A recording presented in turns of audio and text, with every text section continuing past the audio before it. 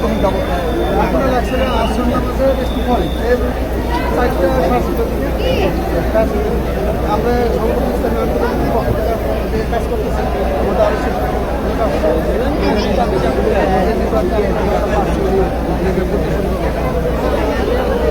ধন্যবাদ। প্রিয় দর্শক, আপনারা যা জানতে পারলেন চকবাজার গাড়িতে সেই দুর্নীতির বিষয় নিয়ে বলা হচ্ছিল লাগে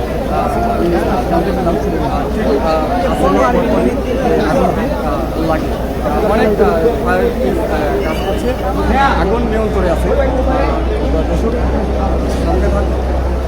পুরান ঢাকার চকবাজারের ডালের গোডাউনে অগ্নিকাণ্ড, বিস্তারিত জানাচ্ছিলেন আশিকুর রহমান, ক্যামেরায় ছিলেন মোহাম্মদ আরিফ খান।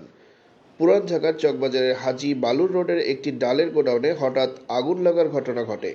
সোমবার সন্ধ্যার দিকে স্থানীয় লোকজন গোডাউনের ভেতরে থেকে আগুনের লেলিহান শিখা দেখতে পান।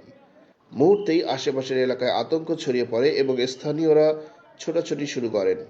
আগুন নিয়ন্ত্রণে স্থানীয়রা প্রাথমিকভাবে চেষ্টা চালালেও আগুন দ্রুত ছড়িয়ে পড়ায় পরিস্থিতি নিয়ন্ত্রণের বাইরে চলে যায়। খবর পেয়ে সদর দপ্তর সহ পাশের বিভিন্ন স্টেশনের একাধিক ইউনিট দ্রুত ঘটনাস্থলে পৌঁছে আগুন নিয়ন্ত্রণের কাজ শুরু করে। ফায়ার সার্ভিসের কর্মীদের প্রায় ঘণ্টাব্যাপী প্রচেষ্টায় আগুন পুরোপুরি নিয়ন্ত্রণে আসে। ফায়ার সার্ভিসের কর্মকর্তারা জানান, অগ্নিকাণ্ডে কোনো প্রাণহানির ঘটনা ঘটেনি। আগুনের উৎস এবং ক্ষয়ক্ষতির পরিমাণ তদন্ত করে জানা যাবে বলে জানিয়েছেন ফায়ার সার্ভিস।